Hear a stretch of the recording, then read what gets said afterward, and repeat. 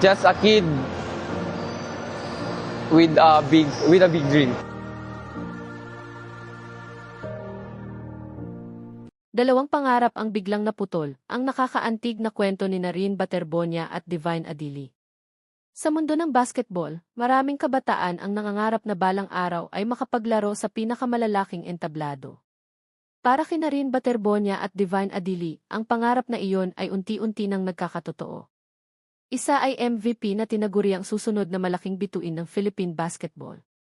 Ang isa naman ay isang international student athlete na naglakbay ng libu-libong kilometro upang tuparin ang kanyang pangarap. Pareho silang bata. Pareho silang puno ng potensyal. At pareho silang may magandang kinabukasan na naghihintay. Ngunit sa isang iglap, isang trahedya ang yumanig hindi lamang sa Ateneo, kundi sa buong basketball community ng Pilipinas. Ano nga ba ang kwento ni Narine Baterbonia at Divine Adili? At bakit napakaraming tao ang labis na nalungkot sa kanilang pagkawala? Noong Hunyo 8, 2026, naganap ang isang malungkot na insidente sa Dipaculao, Aurora. Bahagi ng isang team building activity ang ilang miyembro ng Ateneo Blue Eagles nang mangyari ang trahedya. Ayon sa mga ulat, ilang manlalaro ang naligo sa dagat at napunta sa mas malalim na bahagi ng tubig. Doon sila sinalubong ng malalakas na alon at agos. Sa kabila ng agarang rescue efforts at pagdadala sa ospital, hindi na naisalba si Narine Baterbonia at Divine Adili. Mabilis na kumalat ang balita.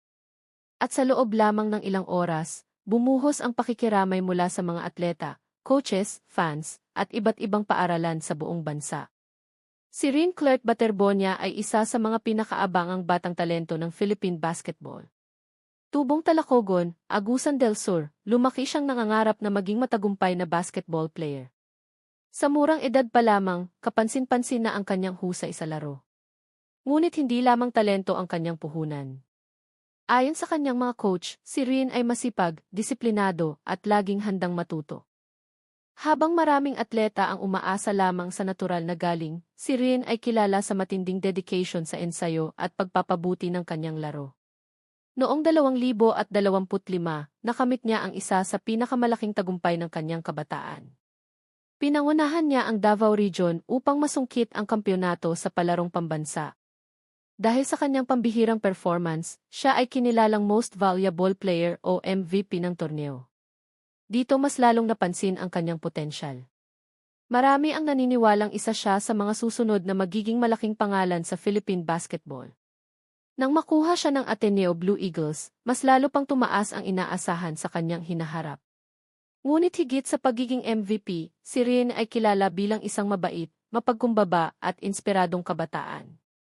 Kung si Rene ay isang lokal na racing star, si Divine Adili naman ay may kakaibang kwento. Si Divine Adili ay isang Nigerian student athlete na naglakbay mula sa Africa patungong Pilipinas upang ipagpatuloy ang kanyang basketball journey. Malayo siya sa kanyang pamilya at sariling bansa.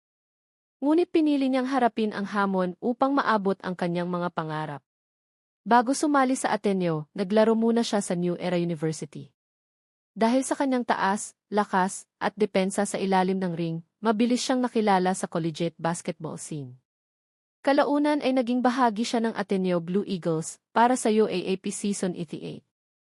Para sa marami, si Divine ay hindi lamang atleta. Isa siyang simbolo ng sakripisyo at determinasyon. Isang kabataang handang iwan ang kanyang comfort zone para sa mas magandang kinabukasan. Magkaiba man ang kanilang pinanggalingan, may isang bagay na nag-uugnay kina Rene at Divine. Pareho silang may pangarap. Pareho silang nagsisikap. At pareho silang minamahal ng kanilang mga teammates. Maraming coaches at kaibigan ang nagbahagi ng masasayang alaala tungkol sa dalawa. Mga alaalang puno ng tawanan sa ensayo. Mga pangarap na pinag-uusapan sa locker room. At mga planong inaasahang matutupad balang araw. Ngunit minsan, may mga pangyayaring hindi natin kontrolado. At sa isang iglap, dalawang batang buhay na puno ng pag-asa ang biglang nawala. Ang kwento ni Narine Baterbonia at Divine Adili ay higit pa sa isang sports story. Isa itong paalala kung gaano kaikli at kahalaga ang buhay. Hindi mahalaga kung saan ka nanggaling. Hindi mahalaga kung gaano kalaki ang pangarap mo. Ang tunay na sukatan ng isang tao ay kung paano niya naantig ang buhay ng iba. At sa maikling panahon na ibinigay sa kanila, nagawa iyon ni Rin at Divine. Ngayon, maaaring wala na sila sa court. Ngunit mananatili ang kanilang alaala sa puso ng kanilang pamilya, coaches, teammates, at buong basketball community. Para kina Rin Baterbonia at Divine Adili, ang inyong mga pangarap ay maaaring naputol ng maaga. Ngunit ang inspirasyong iniwan ninyo ay mananatili habang buhay.